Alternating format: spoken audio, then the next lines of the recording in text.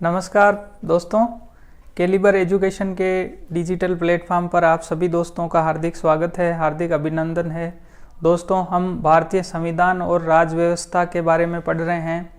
उसकी 4 video lecture हम पहले देख चुके हैं, उनको याद कर चुके हैं और समझ चुके हैं। आज 5वें वीडियो लेक्चर में हम दोस्तों भारतीय संविधान के भाग के बारे में देखने वाले हैं कि भारतीय संविधान में कितने भाग हैं। ठीक है, उसको समझने की दृष्टि से आसान बनाने के लिए दोस्तों मैंने एक टेबल में उसका वर्गीकरण किया है। तो ये फर्स्ट जो पैरा है, ये फर्स्ट खाना है, इसके अंदर मैंने भाग के बारे में बताया है, यानी भाग 1, 2, 3, 4 इस तरह से। और ये भाग किससे संबंधित है उसके बारे में जो विषय क्षेत्र है उसको मैंने इस खाने में रखा है, और इस भाग के साथ ये विषय क्षेत्र और इससे संबंधित अनुच्छेद कौन सा है उसको मैंने इस खाने में रखा है ताकि समझने में आसानी रहे। इस तरह से चीज़ों को हम अगर एक टेबल के माध्यम से, फ्लो चार्ट के माध्यम से या इस तरह से दर्शाते हैं तो समझने में भी आसानी होती है। और अगर हम मेंस एग्ज़ाम देते हैं और वहाँ पे अगर इस तरह का क्वेश्चन पूछा जाता है और उसमें हमने फ्लो चार्ट या टेबल या इस तरह से ग्राफ वगैरह ऐसा दर्शा के हमने आंसर वहाँ पर लिखा है, तो हमें जो लैंग्वेज लिखी जाती है उसकी तुलना में अच्छे नंबर प्राप्त होने की संभावना रहती है। ठीक है, तो आइए दोस्तों हम शुरू करते हैं। भाग 1 की बात करें दोस्तों हम, तो संविधान के भाग 1 में संघ और उसका राज्य क्षेत्र, संघ और उसके राज्य क्षेत्र के बारे में बात कही गई है। हम जानते हैं, पहले से आपने पढ़ा भी होगा कि भारत है वो राज्यों का संघ है। भारत किसका संघ है? राज्यों का संघ है। तो संघ और उसके राज्य क्षेत्र का मतलब यह है कि संघ क्षेत्र जो है यूनियन, यहाँ पर संघ, राज्य क्षेत्र का मतलब क्या है? राज्यों का क्षेत्र बिल्कुल नहीं है दोस्तों, यहाँ पर है यूनियन के बारे में, यानी जो अपना भारत संघ है उसके बारे में बात कही गई है कि किस प्रकार से जो यूनियन है, संघ है, वो राज्यों से मिलकर बना हुआ है और विभिन्न राज्यों का निर्माण किस प्रकार से होगा, उन राज्यों की बाउंड्रीज कैसे निर्धारित होगी, उस बाउंड्रीज में अगर चेंज करना है तो कैसे होगा, राज्यों के नाम में परिवर्तन करना है तो कैसे होगा। यानी ये सारा प्रोसीजर जो है एक राज्यों से मिलके संघ बना हुआ है, और वो संघ किस प्रकार से काम करेगा, किस प्रकार से नए राज्य बन सकते हैं, किस प्रकार से राज्यों की बाउंड्री निर्धारित होती है, उसके बारे में भाग 1 में बात कही गई है। हमने अनुसूचियों में भी पहले देखा था कि सबसे पहले संघ और उसके राज्य क्षेत्र की बात कही गई है। तो इसको हम ऐसे भी समझ सकते हैं कि सबसे पहले संविधान का निर्माण हुआ था, तो संविधान के निर्माताओं ने ये देखा कि सबसे पहले ये तो निर्धारित करें कि संविधान किसके लिए बन रहा है, यानी जो देश का क्षेत्र है उसका निर्धारण करना बहुत जरूरी था। तो इसलिए सबसे पहले संघ और उसका राज्य क्षेत्र, यानी ये राज्य क्षेत्र जो है ये राज्यों का क्षेत्र नहीं होके जो यूनियन है अपना उसका राज्य क्षेत्र है, कि यूनियंस जो है अपना केंद्र, उसका राज्य क्षेत्र किस प्रकार से निर्धारित होगा उसके बारे में बात कही गई है। अनुच्छेद की दोस्तों बात करते हैं तो अनुच्छेद 1 से 4, अनुच्छेद 1 से 4 के बारे में जो है भाग 1 बात करता है, और संघ और उसका राज्य क्षेत्र इसमें शामिल है। अब मेरे ख्याल से आपको समझ में आ गया होगा, आप इसको कंठस्थ कर चुके हैं। भाग 2 की बात करें दोस्तों, तो भाग 2 के अंदर नागरिकता के बारे में बात कही गई है, यानी संघ और उसका राज्य क्षेत्र है, उसमें नागरिक कौन कौन होंगे, उसमें रहने वाले लोग कौन होंगे, उसके बारे में बात कही गई है भाग 2 में, है ना। तो नागरिकता के प्रावधान क्या होंगे, नागरिकता किस प्रकार से प्राप्त होगी, जन्म से नागरिकता किसको मिलेगी, आवास से किसको मिलेगी, और किस प्रकार से नागरिकता का जो है विलोपन हो जाएगा, नागरिकता लोगों की खत्म हो जाएगी, या किस प्रकार से जो है नागरिकों को अधिकार किस प्रकार के होंगे। ये सारी चीज़ें जो नागरिकता से संबंधित भाग है दोस्तों, वो भाग 2 है। और अनुच्छेद की बात करें तो अनुच्छेद 5 से 11 अनुच्छेद 5 से 11 किसकी बात करता है दोस्तों? ये नागरिकता की बात करता है। हमने देखा था भाग 1 से 4 अनुच्छेद की बात करता है, 4 के बाद 5 से 11वां अनुच्छेद जो है वो नागरिकता की बात करता है भाग 2 के बारे में। इसमें नागरिकता से संबंधित सारा का सारा आपको डिटेल मिलेगा। तो वापस हम 5 से 6, 7, 8 जब फर्दर आगे वीडियो लेक्चर अपनी आएगी तो उसके बारे में हम आगे देखेंगे कि अलग अलग अनुच्छेद में किस किस प्रकार की बातें कही गई है। ठीक है, तो भाग 3 की बात करते हैं नेक्स्ट। तो दोस्तों संघ और उसके राज्य क्षेत्र की बात हो गई भाग 1 में। ठीक है, उसके बाद भाग 2 में नागरिकता की बात हो गई कि किसके लिए बात हो रही है, नागरिकों के लिए बात हो रही है, तो नागरिकता किस प्रकार से प्राप्त होगी ये बात हम कर चुके हैं। भाग 3 है दोस्तों जो इस संघ राज्य क्षेत्र में जो नागरिक रह रहे हैं उनके मौलिक अधिकारों के बारे में बात कही गई है। तो भाग 3 है वो मौलिक अधिकारों के बारे में बात करता है, यानी जो नागरिक देश में रह रहे हैं उनके मूल अधिकार क्या क्या होंगे, ऐसे अधिकार उनके कौन से होंगे जिनके बिना उनका जो है जीवन संभव नहीं है। तो उस प्रकार से जो मूल अधिकार है वो भाग 3 के अंदर कवर होते हैं। संविधान के भाग 3 में मौलिक अधिकारों के बारे में बात कही गई है। ये क्वेश्चन दोस्तों हर एग्जाम में पूछा जाता है कि मौलिक अधिकारों से संबंधित भाग है, तो भाग 3 किसके बारे में बात करता है? मौलिक अधिकारों के बारे में। इससे संबंधित हम अनुच्छेद की बात करते हैं तो 5 से 11 नागरिकता तक था और 11 के बाद 12 से 35, 12 से अनुच्छेद 35 तक मूल अधिकारों की बात हमें संविधान में मिलती है। फिर हम अनुच्छेद 12 से 35 तक अलग अलग बात करते हैं, तो उसमें अनुच्छेद 12 में क्या व्यवस्था है, 13 में क्या व्यवस्था है, 14 में क्या व्यवस्था है, ये भी हमारे लिए बहुत इम्पोर्टेंट है। लेकिन इसको दोस्तों हम आने वाले वीडियो में समझने का प्रयास करेंगे। तो अनुच्छेद 12 से 35 तक और भाग 3 और मौलिक अधिकार, यहाँ तक हमने समझ लिया है। भाग 4 की बात करते हैं तो दोस्तों भाग 4 के अंदर नीति निर्देशक तत्व, नीति निर्देशक तत्व, संविधान का जो जब निर्माण हुआ तब संविधान निर्माताओं ने ये चीज़ उस समय भी कॉन्ट्राडिक्शन के रूप में रही कि नीति निर्देशक जो तत्व है वो किस प्रकार से राज्यों के ऊपर बाध्यकारी नहीं हो करके उनके पास उपलब्ध संसाधनों और परिस्थितियों के हिसाब से, है ना, क्योंकि संविधान का निर्माण हुआ तब देश अंग्रेजों के चंगुल से आज़ाद हुआ था। तो यहाँ पर सरकार की परिस्थितियाँ ऐसी नहीं थी कि वह आज़ाद होते ही नागरिकों को सारी सर्व सुविधा संपन्न नागरिकों को बना दे।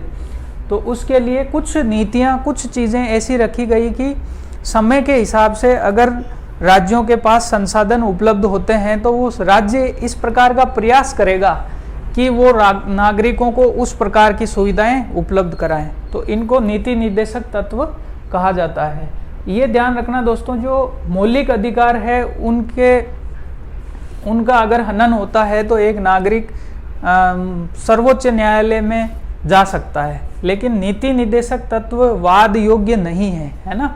नीति निर्देशक तत्व राज्यों के पास उपलब्ध संसाधनों पर निर्भर करता है, तो ये वाद योग्य नहीं है। यानी राज्य को ऐसा चाहिए कि वो ऐसा करेगा, यदि उनके पास उपलब्ध संसाधन होंगे तो राज्य नीति निर्देशक तत्वों को लागू करेगा।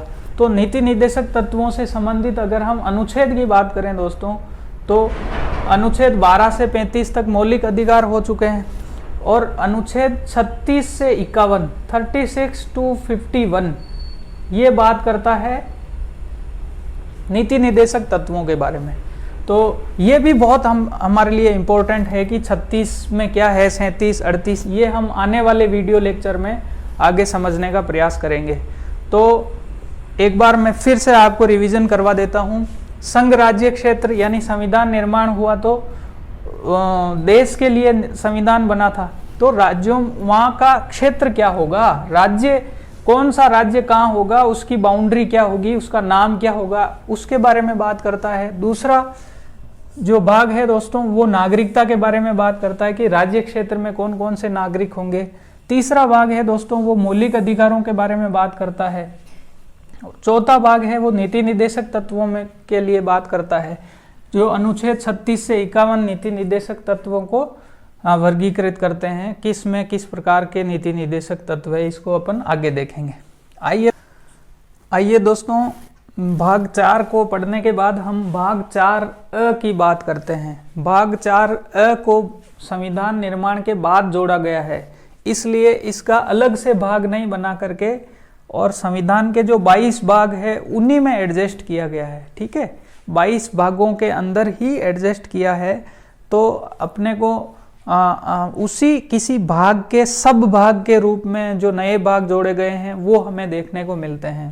ठीक है, तो संविधान के कुल 22 भाग हैं, 22 भाग हैं, लेकिन अगर नए भागों की हम बात करें तो नए भाग आपको जो पुराने भाग है उन्हीं के सब भाग के रूप में आपको मिलेंगे, यानी उसके ही साथ जोड़े गए हैं, नया भाग नहीं बनाया गया है।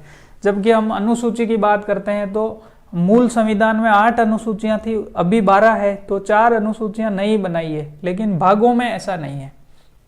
भाग के अंदर उसी भाग में नए सब भाग जोड़े गए हैं। जैसे जो 4A है दोस्तों, 4A ये मौलिक कर्तव्य के बारे में बात करता है।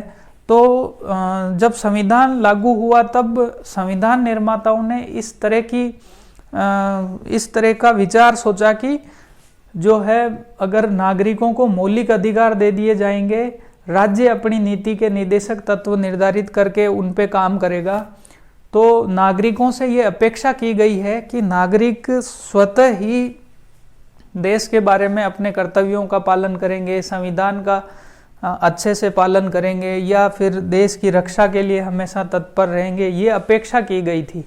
लेकिन संविधान निर्माण के समय बाद, संविधान के लागू होने के बाद सरकार द्वारा ये महसूस किया गया, इस प्रकार की ज़रूरत महसूस की गई कि एक प्रकार की एक आदर्श आचार संहिता की तरह नागरिकों के लिए भी कुछ कर्तव्य फिक्स होने चाहिए कि वो इन कर्तव्यों का पालन करे, देश के प्रति ईमानदार रहे, है ना, वैज्ञानिक विचारों का वो करे, देश की एकता, अखंडता और संप्रभुता की रक्षा करे।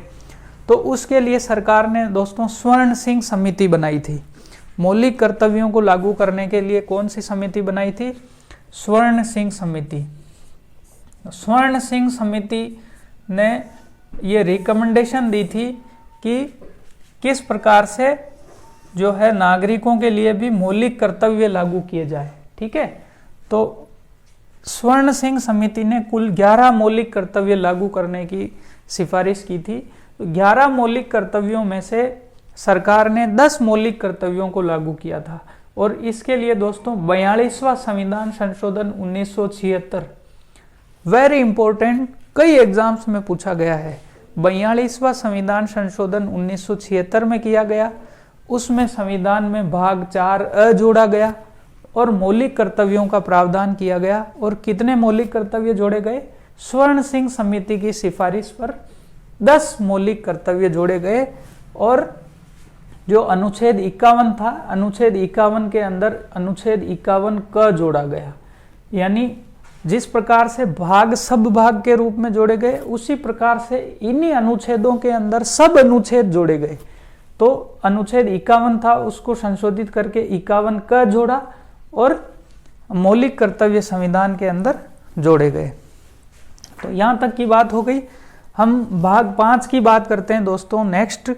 तो भाग 5 के अंदर संघ या केंद्र सरकार के रूप बारे में बात कही गई है, यानी जो भाग 5 है वो केंद्र सरकार के बारे में बात करता है, यानी केंद्र सरकार, संघ सरकार जो है उसको क्या पावर्स होगी, उसमें कौन कौन शामिल होंगे, वो किस प्रकार से काम करेगी, ये सारी बात अनुच्छेद 52 से लेके 151 यानी 52 से लेके 151 ये संघ सरकार के बारे में, केंद्र सरकार के बारे में बात करता है भाग 5। तो इसमें वापस 52 से लेके 151 तक विभिन्न प्रावधान हैं, जिसमें राष्ट्रपति के बारे में बात कही गई है। राज्यसभा के बारे में बात कही गई है, लोकसभा के बारे में बात कही गई है, मंत्रिपरिषद के बारे में बात कही गई है।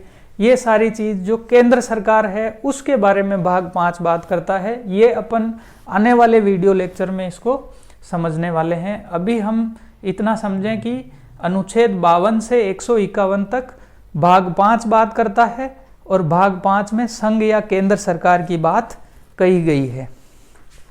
तो केंद्र सरकार के बाद में राज्य सरकार की बात आती है। तो भाग 6 के अंदर राज्य सरकार के बारे में बात कही गई है। ठीक है, इसको हम ऐसे भी देख सकते हैं कि किस प्रकार से पहले संघ की बात हुई, फिर नागरिकों की हुई, फिर उनके मूल अधिकारों की हुई, फिर नीति निर्देशक तत्वों की हुई, फिर मौलिक कर्तव्यों की हुई।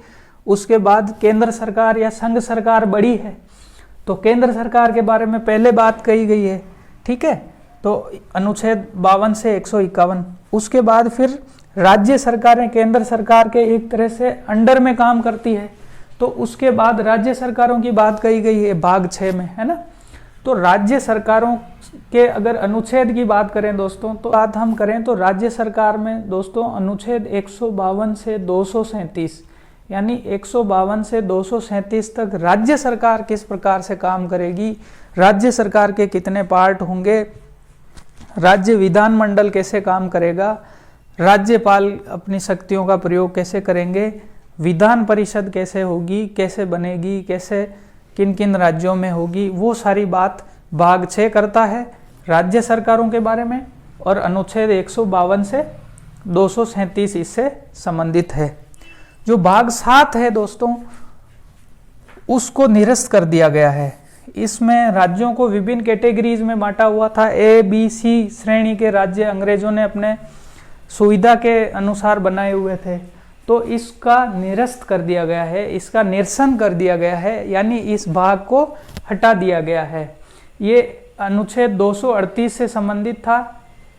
238 के अंदर 237 तक हम राज्य सरकारों के बारे में देख चुके हैं और भाग 7 था, उसमें राज्यों की विभिन्न कैटेगरीज थी, अलग अलग श्रेणियां थी अनुच्छेद 238 में। इसको यानी 7वें संविधान संशोधन से इसको हटा दिया गया है, यानी इसको निरस्त कर दिया गया है। इसको अगर ट्रिक के माध्यम से हम देखें दोस्तों तो 7 यानी इसने 7 नहीं दिया तो इसको हटा दिया। ठीक है, तो ज़्यादा हमें ट्रिकों के भरोसे नहीं रहना चाहिए, लेकिन भाग 7 ने 7 नहीं दिया तो इसको हटा दिया। ठीक है, आइए दोस्तों भाग 8 की बात करते हैं। भाग 8 के अंदर संघ राज्य क्षेत्र के बारे में बात कही गई है, यानी संघ का राज्य क्षेत्र कौन सा होगा। ये भाग 1 है, वो संघ राज्य क्षेत्र वो अलग है, संघ और उसका राज्य क्षेत्र है ना। वो राज्यों का जो संघ है उसके बारे में बात कही गई है, जबकि भाग 8 बात करता है दोस्तों संघ राज्य क्षेत्र के बारे में, यानी जो केंद्र सरकार के अधीन केंद्र शासित प्रदेश है एक तरह से, उसके बारे में जो बात कही गई है वो भाग 8 में कही गई है, संघ राज्य क्षेत्र। अनुच्छेद की बात करें तो 239 से 242, 239 से 242 अनुच्छेद में संघ राज्य क्षेत्र की बात कही गई है। भाग 9 की बात करते हैं दोस्तों, तो ये सबसे महत्वपूर्ण भाग है और इसमें पंचायतों की, ग्राम पंचायतों की बात कही गई है। ठीक है, ये दोस्तों 243 से 243 आपको इंग्लिश में अलग मिलेंगे, हिंदी में अलग मिलेंगे। या तो आप इंग्लिश में याद कर लीजिए या फिर हिंदी में याद कर लीजिए। मेरे ख्याल से हम अगर हिंदी वाला वर्जन याद कर लेते हैं तो हमें ज़्यादा सुविधा होगी। तो 243 से 243 के अंदर अपने को पंचायतों के बारे में बात मिलती है। इसको पंचायतें जो है, ग्राम पंचायतों का गठन किस प्रकार से होगा, किस प्रकार से त्रिस्तरीय व्यवस्था होगी, पंचायत समिति कैसे काम करेगी, जिला परिषद के क्या दायित्व होंगे, जिला परिषद कैसे गठित होगी, ये सारा विवरण हमें भाग 9 में मिलता है। ठीक है, भाग 9 क जो है दोस्तों, ये नगर पालिकाओं के बारे में बात करता है। ये जो पंचायतें हैं ये 73वें संविधान संशोधन के द्वारा इनको संवैधानिक मान्यता दी गई थी। और भाग 9 क है जो नगर पालिकाएं हैं, ये 74वें संविधान संशोधन से इनको संवैधानिक मान्यता दी गई थी। तो 243 त से 243 छ 243 त से 243 छ के बारे में नगर पालिकाओं के बारे में बात कही गई है। अभी रिसेंटली गवर्नमेंट ने केंद्र सरकार ने संविधान संशोधन करके भाग 9 ख जोड़ा गया है। भाग 9 ख कोऑपरेटिव सोसाइटीज यानी सहकारी समितियों के बारे में, सहकारिता से संबंधित चीज़ों के बारे में भाग 9 ख बात करता है। ठीक है, तो भाग 10 की अगर हम बात करते हैं तो भाग 10 दोस्तों अनुसूचित और जनजातीय क्षेत्र के बारे में बात करता है, यानी जो टीएसपी वाला एरिया है, ट्राइबल वाला एरिया है, उसके बारे में भाग 10 बात करता है कि अनुसूचित जातियों जनजातियों के लिए किस प्रकार से प्रावधान होंगे, सरकार उनके लिए क्या काम करेगी। तो अनुच्छेद की बात करें तो 244 से 244 क ये भाग 10 के अंतर्गत आता है। भाग 11 की बात करें तो दोस्तों संघ व राज्यों के बीच संबंध के बारे में भाग 11 बात करता है, यानी केंद्र सरकार और राज्यों के बीच में क्या क्या संबंध होंगे। तो 245 से 263 अनुच्छेद 245 से 263 जो है वो भाग 11 के बारे में बात करता है। भाग 11 के विषय की बात करें हम तो संघ व राज्यों के बीच संबंध। अब संघ व राज्यों के बीच संबंधों को वापस 3 भागों में बांटा गया है, वित्तीय संबंध, प्रशासनिक संबंध और कानूनी संबंध। तो इनको हम आने वाले टाइम में जो नेक्स्ट वीडियो आएगी उसके अंदर डिटेल से डिस्कस करेंगे। भाग 12 की बात करें तो दोस्तों वित्त, संपत्ति, संविदाएं और वाद।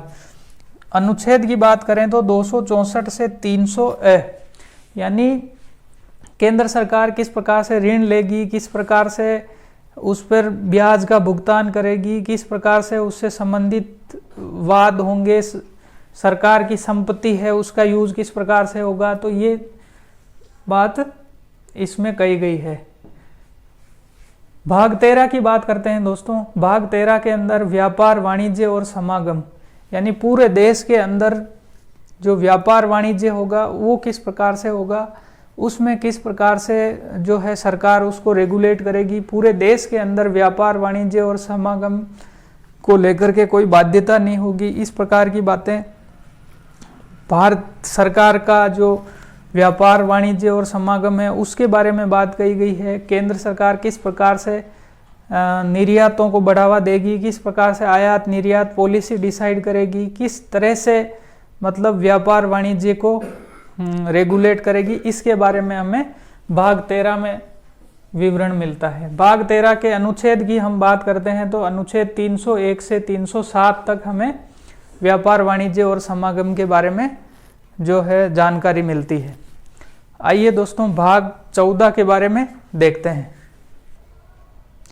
भाग 14 की बात करें तो दोस्तों भाग 14 के अंदर संघ और राज्यों के अधीन सेवाएं यानी जो सिविल सर्विस है उसके बारे में बात कही गई है ना।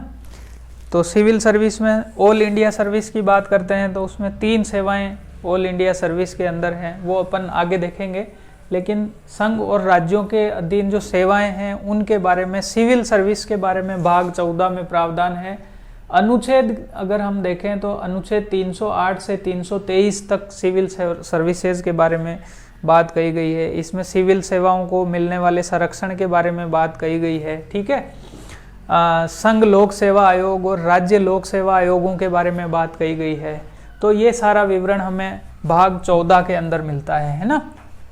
14 के की बात करते हैं तो दोस्तों इसमें अधिकरण के बारे में बात कही गई है, ट्रिब्यूनल्स के बारे में। यानी ट्रिब्यूनल्स जो होते हैं वो किसी विशेष उद्देश्य के लिए बनाए हुए होते हैं। जैसे सिविल सेवा प्राधिकरण जो है, सिविल सेवा अधिकरण है इस प्रकार से, या फिर कोई टैक्स से संबंधित प्राधिकरण है, या जो ट्रिब्यूनल्स सारे हैं वो भाग 14 के अंदर शामिल हैं। इनके अगर हम अनुच्छेद की बात करते हैं तो 323 क से 323 ख, 323 क से 323 ख अनुच्छेद में ट्रिब्यूनल्स के बारे में बात कही गई है। भाग 15 की बात करते हैं दोस्तों तो संविधान के भाग 15 में निर्वाचन से संबंधित बात कही गई है। यानी निर्वाचन आयोग के बारे में बात कही गई है, राज्य निर्वाचन आयोग के बारे में बात कही गई है, निर्वाचन किस प्रकार से होगा उसके बारे में बात कही गई है, मुख्य निर्वाचन आयुक्त कौन होगा, अन्य निर्वाचन आयुक्त कौन होंगे, उनको किस प्रकार की शक्तियां होगी, यानी निर्वाचन से संबंधित सारी बात है वो भाग 12 में कही गई है। भाग 12 के अनुच्छेद 324 से 329 क, इसमें अपने को निर्वाचन आयोग और निर्वाचन से संबंधित संपूर्ण विवरण मिलता है। नेक्स्ट हम बात करते हैं दोस्तों भाग 16। भाग 16 के अंदर अनुसूचित जाति, अनुसूचित जनजाति, अन्य पिछड़ा वर्ग और आंग्ल भारतीय जो यूरोपियंस हैं और वो भारत के नागरिक हैं, उनके बारे में विशेष उपबंध किए गए हैं। यानी एससी, एसटी, ओबीसी और आंग्ल भारतीय हैं, उनके लिए किस प्रकार से सरकार विशेष प्रावधान करेगी, है ना, इसके बारे में हमें भाग 16 में देखने को मिलता है। अनुच्छेद 330 से 342, अनुच्छेद 330 से 342 भाग 16 और विशेष उपबंध किन के लिए, एससी, एसटी, ओबीसी और आंग्ल भारतीयों के लिए। ठीक है। नेक्स्ट दोस्तों भाग 17 की हम बात करते हैं। तो भाग 17 के अंदर राजभाषा के बारे में बात कही गई है, यानी संघ की राजभाषा कौन सी होगी, राज्यों की राजभाषा कौन सी होगी और किस प्रकार से जो है राजभाषा को का नियमन सरकार करेगी, उसके बारे में हमें विवरण देखने को मिलता है। अनुच्छेद की बात करें तो 343 से 351 राजभाषा के बारे में बात करता है भाग 17। ठीक है। भाग 18 की बात करते हैं दोस्तों। तो भाग 18 के अंदर आपात उपबंध यानी आपातकालीन उपबंध की बात कही गई है, जो कि किस प्रकार से राष्ट्रपति शासन लागू होगा, किस प्रकार से आपका वित्तीय आपातकाल होगा, किस प्रकार से आपका जो है सशस्त्र विद्रोह के समय आपातकाल होगा। ये सारे प्रावधान हैं वो भाग 18 में किए गए हैं। अनुच्छेद 352 से 360 तक जो है वो भाग 18 के अंदर कवर होते हैं, यानी भाग 18 आपातकालीन उपबंध, और अनुच्छेद की बात करें तो 352 से 360 तक भाग 18 में हमें मिलते हैं। आइए दोस्तों भाग 19 की बात करते हैं। भाग 19 के अंदर दोस्तों विविध या प्रकीर्ण, यानी जो विषय दूसरे भागों में कवर नहीं हुए हैं, ऐसे कुछ विविध विषय हैं जिनको भाग 19 के अंतर्गत रखा गया है। ये अनुच्छेद 361 से 337, ये ज़्यादा इम्पोर्टेंट नहीं है एग्ज़ाम की दृष्टि से, लेकिन हम सारे भाग की बात कर रहे हैं तो इसको भी हम देख लेते हैं। भाग 20 की बात करें दोस्तों तो भाग 20 के अंदर संविधान संशोधन की बात कही गई है। ये काफ़ी इम्पोर्टेंट भाग है, संविधान संशोधन, है ना।